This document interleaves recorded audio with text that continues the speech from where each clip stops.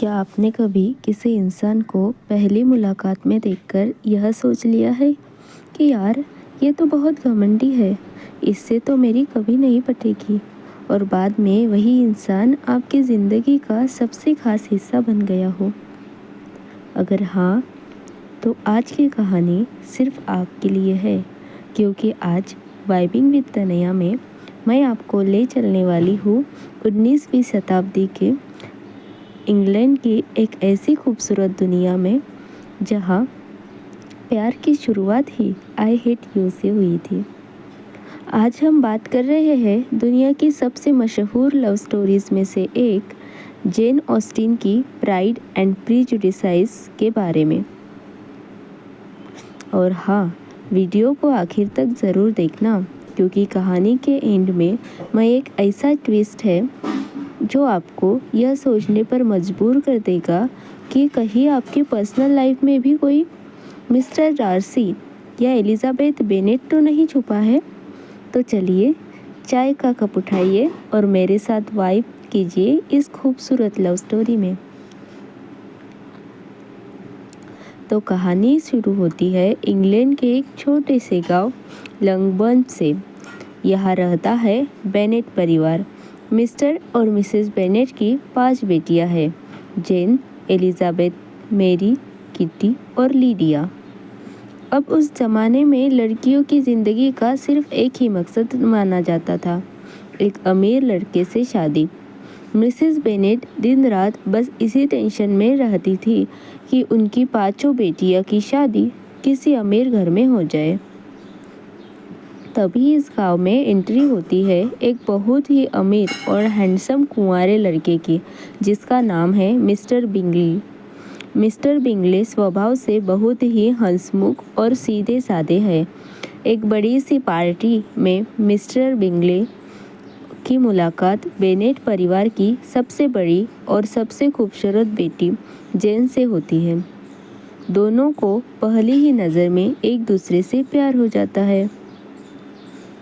लेकिन कहानी में असली मज़ा तब आता है जब मिस्टर बिंगले के साथ उनके सबसे पक्के दोस्त की एंट्री होती है। नाम याद रखिएगा, मिस्टर डार्सी। डार्सी बहुत ज़्यादा अमीर है, बिंगले से भी कहीं ज़्यादा। लेकिन उनका एक प्रॉब्लम है, वह बहुत शांत, गंभीर और थोड़े घमंडी दिखते हैं। वह पार्टी में किसी से ज़्यादा बात नहीं करते।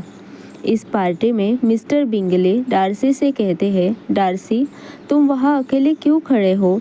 बेनेट परिवार की दूसरी बेटी एलिजाबेथ को देखो, वह कितनी प्यारी है, जाओ उसके साथ डांस करो।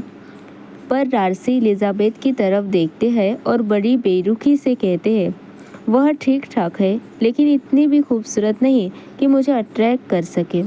अब ट्विस्ट ये है कि एलिजाबेथ ने डार्सी की यह बात सुन ली।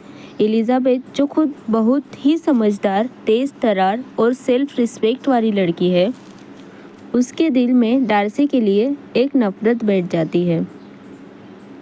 यही से शुरू होती है कहानी का टाइटल, डार्सी का प्राइड और एलिजाबेथ की प्रीजुडिसाइज। तो जैसे जैसे दिन बीतते हैं, एक अजीब सी चीज़ें होने लगती है। मिस्टर डार्सी को धीरे धीरे एलिजाबेथ की वो तेज़ तर्रार बातें, उसकी खूबसूरत आंखें और उसका बेबाक अंदाज पसंद आने लगता है। डार्सी को एलिजाबेथ से प्यार होने लगता है, लेकिन वो अपने घमंड की वजह से इसे मान नहीं पाते। दूसरी तरफ एलिजाबेथ की ज़िंदगी में एक हैंडसम आर्मी अफसर आ जाता है, जिसका नाम है जॉक विकम। विकन एलिजाबेथ को डार्सी के खिलाफ भड़काता है और झूठ बोलता है कि डार्सी ने उसके साथ बहुत ही बुरा किया था। एलिजाबेथ का डार्सी के प्रति गुस्सा और बढ़ जाता है। हद तो तब हो जाती है जब मिस्टर बिंगले अचानक जेन को बिना कुछ बताए लंदन चले जाते हैं। जेन का दिल टूट जाता है। एलिजाबेथ को पता चलता है कि बिंगले को दूर भेजने के पीछे किसी और का नहीं बल्कि मिस्टर डार्सी का ही हाथ था। अब आता है कहानी का सबसे बड़ा टर्निंग पॉइंट। एलिजाबेथ गुस्से में भरी हुई है। तभी एक दिन मिस्टर डार्सी अचानक एलिजाबेथ के सामने आते हैं और उसे शादी के लिए प्रपोज कर देते हैं। लेकिन उनका प्रपोज करने का तरीका बड़ा अजीब था। वो कहते हैं, मैं तुमसे बहुत प्यार करता हूँ, हालांकि तुम्हारा परिवार बहुत छोटे लेवल का है और इस शादी से मेरी सोसाइटी में बदनामी होगी, फिर भी मैं तुमसे शादी करना चाहता हूँ। सोचिए, एक लड़का आपसे ऐसे प्रपोज करे तो आप क्या करेंगे? एलिजाबेथ का पारा 7वें आसमान पर पहुंच गया। उसने डार्सी को साफ मना कर दिया और कहा, तुम दुनिया के आखिरी इंसान होगे जिससे मैं शादी करना चाहूँगी। तुमने विकम की ज़िंदगी बर्बाद की और मेरी बहन जेन का दिल तोड़ा। डार्सी वहाँ से चुपचाप चले जाते हैं, लेकिन अगले दिन वो एलिजाबेथ को एक लेटर देते हैं। उस लेटर में डार्सी सारी सच्चाई बताते हैं कि कैसे विकम असल में एक धोखेबाज और अय्याश इंसान है और उन्होंने बिंगले को जेन से दूर सिर्फ इसलिए किया क्योंकि उन्हें लगा था कि जेन बिंगले से सच्चा प्यार नहीं करता। जब एलिजाबेथ को वो लेटर पढ़ती है तो उसके पैरों तले ज़मीन खिसक जाती है। उसे एहसास होता है कि उसका अंदाज़ा कितना गलत था। वक्त बदलता है। एलिजाबेथ की सबसे छोटी बहन लीडिया उसी धोखेबाज विकम के साथ भाग जाती है। इस वजह से बेनेट परिवार की समाज में बहुत बदनामी होने वाली होती है। तभी मिस्टर डार्सी चुपके से पीछे रहकर बिना किसी को बताए विकम को बहुत सारे पैसे देते हैं और लीडिया से उसकी शादी करवा देते हैं ताकि एलिजाबेथ के परिवार की इज्जत बच सके। एलिजाबेथ को डार्सी के इस एहसान और उसके बदले हुए रूप का पता चलता है। उसका प्रीजुडिसाइज यानी गलतफहमी पूरी तरह पिघल जाती है। उसे समझ आ जाता है कि डार्सी ऊपर से भले ही सख्त और घमंडी दिखते हो, लेकिन दिल के वो बेहद ही साफ और सच्चे हैं। आखिरकार मिस्टर बिंगले वापस आते हैं और जेन से शादी कर लेते हैं और हमारे मिस्टर डार्सी एक बार फिर एलिजाबेथ को प्रपोज करते हैं, इस बार पूरे सम्मान और प्यार के साथ। एलिजाबेथ मुस्कुरा कर हाँ कह देती है। तो दोस्तों, ये थी प्रीजुडिसाइज एंड प्राइड की कहानी। यह कहानी हमें सिखाती है कि कभी भी किसी इंसान को उसकी बाहरी लेहर से जज मत करो।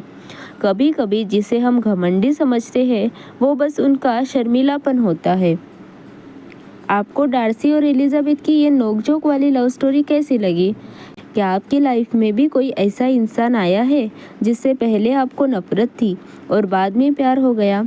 मुझे कमेंट सेक्शन में ज़रूर बताइए। मैं आपके कमेंट्स का इंतज़ार कर रही हूँ। अगर कहानी सुनने में मज़ा आया हो तो वीडियो को लाइक कीजिए, दोस्तों के साथ शेयर कीजिए और अपने पसंदीदा चैनल वाइबिंग विद वानिया को सब्सक्राइब करना मत भूलना। मिलते हैं अगले वीडियो में एक और बेहतरीन कहानी के साथ। तब तक के लिए कीप वाइबिंग। Bye bye.